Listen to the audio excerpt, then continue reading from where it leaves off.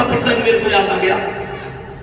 एक बार धर्मराज के यहाँ महफिल जम रही, जैसे आप सब बैठे हो। धर्मराज एक हाथी बैठा था वहां, हाथी से कहने लगे देखो शरीर है इस हाथी का और एक छोटे से मनुष्य के कब्जे में आ जाता है। क्यों भाई हाथी? यमराज उसको हंसी दिल्लगी करना था। हाथी कहने लगा महाराज तुम्हारे पास मरे हुए आदमी आते हैं, अगर जिंदे आदमी से तुम्हारा पाला पड़ गया ना तुम भी बस में हो जाओगे। भाई हो ही नहीं सकता, भाई शर्त लग गई, भाई तो मगा एक आदमी जिंदा। अब धर्मराज ने अपने दूत भेजे 4, मन के ऐसा करो मृत्यु लोक से यमलोकपुरी से एक आदमी जिंदा उठा लो।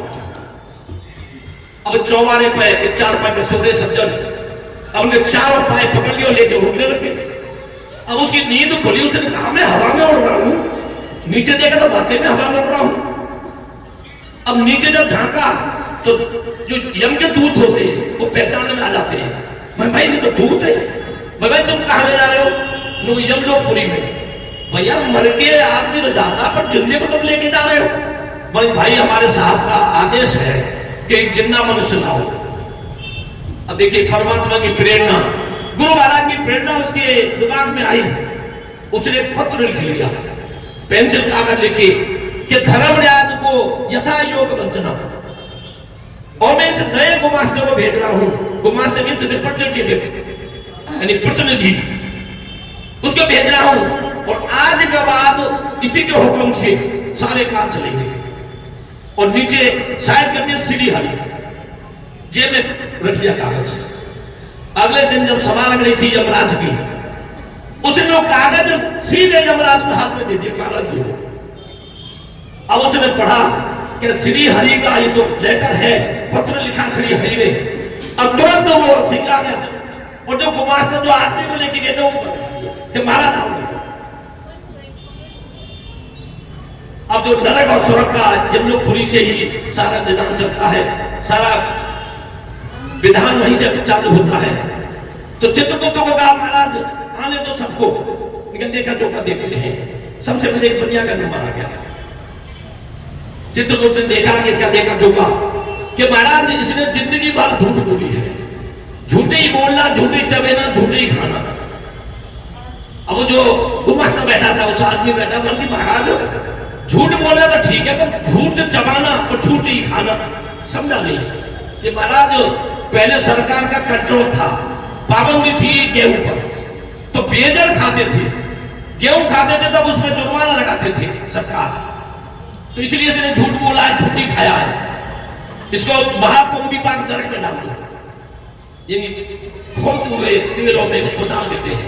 भाई नहीं इसको बैकुंठ धाम जाने दो। जो नया आदमी आया था चुन के, उसने कहा नहीं इसको बैकुंठ धाम जाने दो कि महाराज इसने बहुत बड़ा पाप किया है तो ये तो नरक योनि में भोगेगा। भाई नहीं हमारा हुक्म चल रहा तो हमारा ही चलेगा, सीधे बैकुंठ धाम जाने दो। बैकुंठ धाम चला गया। दूसरे का नंबर आया कलवार, देसी दारू बनाता था, दुनिया के धर्म को भ्रष्ट करता था, शराब पिला के कि महाराज इसको कहां भेजा जाए? भाई महाराज ये तो महारौरव नरक में जाएगा। भाई नहीं इसको बैकुंठ भेज दो। अब लाइन लगा लो, कोई भी नरक नहीं जाएगा, सब बैकुंठ धाम जाएंगे। कि महाराज ये क्या कर रहे हो आप? बाकी हमारा हुक्म चलेगा ना, तो हम भेज रहे हैं सबको बैकुंठ धाम भेजना है। एक कसाई आ गया, कसाई की हिस्ट्री निकलवाई कि महाराज इसने क्या किया है। महाराज इसने डेली 100 गाय डेली काटता था, महापाप किया है, हिंदू धर्म का अपमान किया है, सनातन धर्म का अपमान किया है, इसको महातामस्त नरक में डाला जाए। उसके बाद उसको भी बैकुंठ धाम भेज दिया। भाई कोई भी आज के बाद नरक जाएगा ही नहीं, सब बैकुंठ धाम है। उधर वैसे आ गई जो महाराज इसने तो बहुत धर्म भ्रष्ट किया है। भाई नहीं कोई बात नहीं, इसको बैकुंठ धाम जाने दो। अब उधर हरि भगवान का, विष्णु भगवान का सिंहासन हिलने लगा कि नरक तो कोई जा ही नहीं रहा, इतने धर्मात्मा पैदा हो गए सबके सब बैकुंठ धाम भगे चले आ रहे हैं, बल्कि कहां गड़बड़ी हो रही है। उन्होंने देखा तो गड़बड़ धर्मराज के पास है।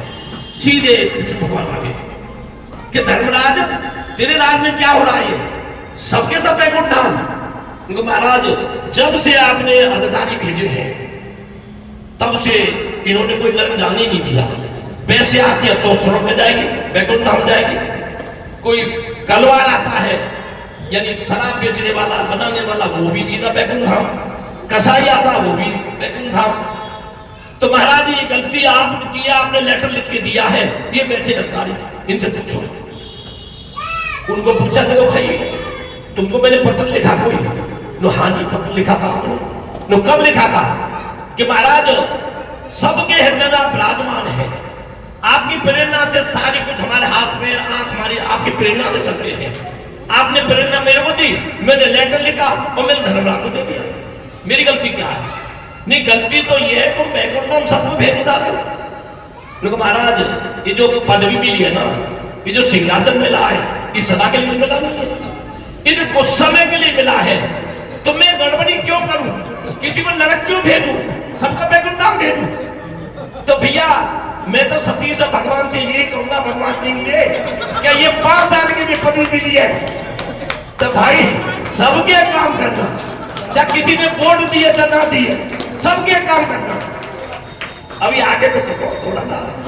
उसके बाद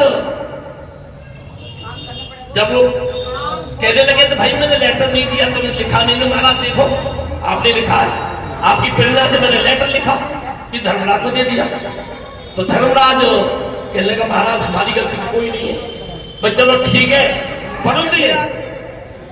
नो महाराज वो जो हाथी बैठा ना उससे मैं कह रहा था कि भाई तू छोटे से आदमी के कब्जे में कैसे हो जाता है? तू तो इतना बड़ा सुडौल शरीर है तेरा, इतना बड़ा शरीर है, फिर भी तू एक छोटा सा आदमी उसके कब्जे में आ जाता है। कि महाराज तुम्हारे पास मरे हुए आदमी आते हैं, अगर कोई जिंदा आदमी आपके पल्ले पड़ गया ना तो आप भी उसके बस में हो जाएंगे। देखो महाराज आपके बस में हो गए ना, तो चलो ठीक है। अब इसके बाद में सारा सिस्टम से काम करना है। विष्णु भगवान वहां से चलने लगे तो वो आदमी भी उसके पीछे पीछे विष्णु भगवान के। तो भाई तू कहा जाता है? कि महाराज आप ही तो कहते हैं, गीता में कहा है आपने, जो मेरे दर्शन कर लेता है वो मेरे बैकुंठ धाम को जाता सीधा। तो महाराज मैं यमलोकपुरी में क्यों पड़ा रहूंगा? गीता में आपने कहा ब्रह्मलोक परि तक अब पुनरावृत्ति होती है आदमी की। जो मनुष्य ब्रह्मलोक तक जाता है वो पुनरावृत्ति मृत्यु लोक में आ जाता है, पर बैकुंठ धाम में जाने के बाद वो आदमी वापस नहीं आता, वही रहता है, वो सुख भोगता है, भगवान के सानिध्य में रहता है। सारी अप्सरा नाचरी होती है, उनके गान देखता है, उनके गीत देखता है, वही देखता सारे काम बैकुंठ धाम में। उसकी वापसी नहीं होती। तो महाराज मेरे को यमलोकपुरी में क्यों छोड़ो, मेरे को संग ले चलो। भाई ठीक है तेरे को संग ले चलूंगा, पर ये जो जितने गए नरक से स्वर्ग में उनको वापस करो। कि महाराज नहीं, जो एक बार आपके धाम में पहुंच गया वो वापस कैसे आएगा? वो बता दो मेरे को तरीका। गीता में आप खुद ही कहते हैं जो मेरे धाम में पहुंच गया वापस नहीं आएगा, उसकी पुनरावृत्ति है ही नहीं। भाई बड़ा चतुर है ये तो, इससे तो मैं भी हार गया। कि महाराज आप तो हार गए ना हार गए, पर जो हाथी बैठा है उसको भी साथ लेके चलना पड़ेगा आपको, क्यों हाथी की वजह से मैं मृत्यु लोक से यहाँ आया हूँ। आपके दर्शन मैंने किए हैं और मैं भी बैकुंठ धाम में आया हूँ आपके साथ। तो महाराज वो हाथी भी आपके साथ ही चलेगा। भाई भगवान तू उसको भी ले दे हाथी को भी।